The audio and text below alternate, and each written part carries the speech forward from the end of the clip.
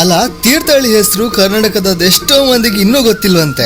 ನಮಸ್ಕಾರ ಕರ್ನಾಟಕ, ನಾನು ನಿಮ್ ಪ್ರೀತಿ ಅಭಿಷೇಕ್ ತೀರ್ಥಹಳ್ಳಿ. ಊರಿಂದೂರಿಗೆ ಬಣ್ಣದ ಜೊತೆ ಎಪಿಸೋಡ್ 2ಕ್ಕೆ ಸ್ವಾಗತ. ನಾನು ಹೋಗಿದ್ದೀನಿ ತೀರ್ಥಹಳ್ಳಿಯಲ್ಲಿ. ಟ್ರಾವೆಲ್ ಮಾಡೋ ಆಸೆ ಎಲ್ರಿಗೂ ಇರುತ್ತಲ್ವಾ? ಸೊ ನಾನೊಬ್ಬ ಆರ್ಟಿಸ್ಟ್ ಆಗಿ ಹೋದಲೆಲ್ಲ ಚಿತ್ರ ಬಿಡಿಸ್ಕೊಂಡು ನನ್ನ ಗ್ಯಾಲರಿನ ಫಿಲ್ ಮಾಡ್ತಾ ಇದ್ದೀನಿ. ಹಂಗೆ ಯಾರಿಗಾದ್ರೂ ಪೇಂಟಿಂಗ್ ಬೇಕಾದ್ರೆ ಸೇಲ್ ಮಾಡ್ಕೊಂಡು ಬಂದ ಹಣದಲ್ಲೇ ಟ್ರಾವೆಲ್ ನ ಕಂಟಿನ್ಯೂ ಮಾಡ್ತಾ ಇದ್ದೀನಿ. ಹಿಂಗೆ ಹೋದಲೆಲ್ಲ ಅವರು ನೀನ್ ಊರು ಯಾರು ಅಂತ ಕೇಳಿದಾಗ ನಾನು ತೀರ್ಥಹಳ್ಳಿ ಅಂತ ಹೇಳಿದ್ರೆ, ಬಟ್ ನಿಮಗ ತೀರ್ಥಹಳ್ಳಿ ಎಲ್ಲಿ ಅಂತ ಕೇಳ್ತಲ್ಲ. ಇದು ತೀರ್ಥಹಳ್ಳಿ ತಪ್ಪ ಅಥವಾ ಜನರ ತಿಳುವಳಿಕೆ ತಪ್ಪ ನಂಗಂತೂ ಗೊತ್ತಿಲ್ಲ. ನಾ ಹೇಳೋದು, ನಾವು ತೀರ್ಥಹಳ್ಳಿ ಬಗ್ಗೆ ಇಷ್ಟೊಂದು ಪ್ರಮೋಟ್ ಮಾಡ್ತಾ ಇದೀವಿ. ತೀರ್ಥಹಳ್ಳಿಯಲ್ಲಿ ಎಲ್ಲೂ ಇರದಂತಹ ಅನೇಕ ಇತಿಹಾಸ ಕಥೆಗಳಿವೆ, ಪುರಾಣ ಕಥೆಗಳಿವೆ. ಆದ್ರೂ ಕೂಡ ಇವತ್ತಿನವರೆಗೂ ತೀರ್ಥಹಳ್ಳಿ ಇನ್ನೂ ಚಿರಪರಿಚಿತ ಆಗ್ಲಿಲ್ವಾ? ನಮ್ ತೀರ್ಥಹಳ್ಳಿಯಲ್ಲಿ ಎಷ್ಟೋ ಜನ ಟ್ಯಾಲೆಂಟೆಡ್ ಪೀಪಲ್ಸ್ ಇದಾರೆ. ಪಾಪ ಅವರಿಗೆ ಜನರ ಸಪೋರ್ಟ್ ಸಿಗ್ದಿದ್ದಾಗ ಇಂತಹ ಸಿಚುವೇಶನ್ ಆಗೋದಂತೂ ಪಕ್ಕಾನೇ ಬಿಡಿ. ಸಮಯ ಹೇಗೆ ಮುಂದೆ ಹೋಗುತ್ತೋ ಹಾಗೆ ನಾವು ಕೂಡ ಮುಂದೆ ಹೋಗ್ಬೇಕು ಅನ್ನುವಂಥದ್ದು ನನ್ನ ಅಭಿಪ್ರಾಯ. ಊರಿಗೆ ಡೆವಲಪ್ಮೆಂಟ್ ಆಗ್ಬೇಕು. ಬೇರೆ ಬೇರೆ ಸಿಟಿಗಳಿರುವಂತಹ ಫೆಸಿಲಿಟೀಸ್ ಇನ್ನು ನಮ್ಮ ಊರಿಗೆ ಬಂದಿಲ್ಲ ಅನ್ನುವಂಥದ್ದು ಇನ್ನು ಬೇಜಾರದ ವಿಷಯ. ನಮ್ಮ ತೀರ್ಥಹಳ್ಳಿಯಲ್ಲಿರೋ ಕಲೆ, ಪರಂಪರೆ, ಇತಿಹಾಸದ ಬಗ್ಗೆ ಈಗಿನ ಮಕ್ಕಳಿಗೆ ಹೇಳೋರಿಲ್ಲ ಅಥವಾ ಅವರಿಗೂ ಕೂಡ ಇಂಟ್ರೆಸ್ಟ್ ಇಲ್ಲ ಅಂತಾನೆ ಹೇಳ್ಬೋದು. ಎನಿವೇಸ್, ನಾನು ತೀರ್ಥಹಳ್ಳಿಗೆ ಬಂದು